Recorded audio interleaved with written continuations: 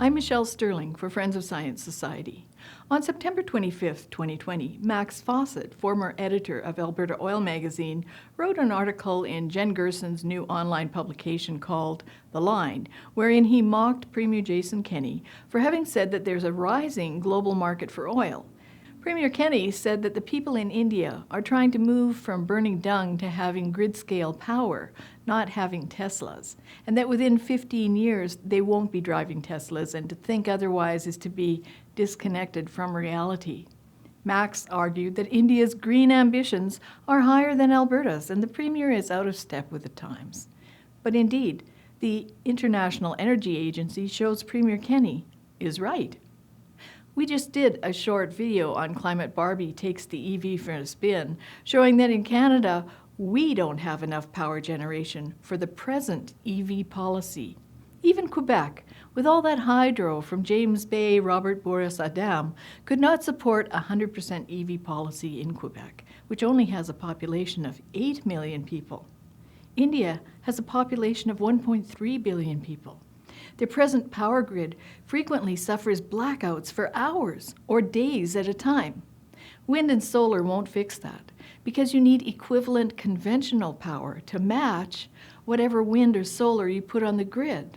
While India might be tempting investors who are keen on EVs, the reality is the world runs on oil, natural gas, and coal, about 84%, and the demand is growing. We now have all kinds of climate activists making the case that Canada can be a climate leader and can meet Paris targets.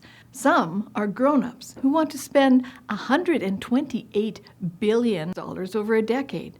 Others are children whose eco-activist parents are basically using them as carbon copies of Greta Thunberg, the little girl who is a walking native ad for a group of green billionaires.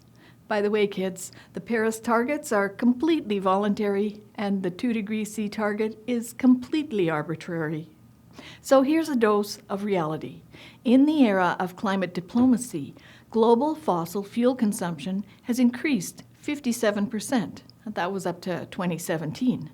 So this is from Roger Pielke Jr. He says that to reduce global fossil fuel use by 90% by 2050, the world would have to reduce about 1 million tons of oil equivalent energy every day.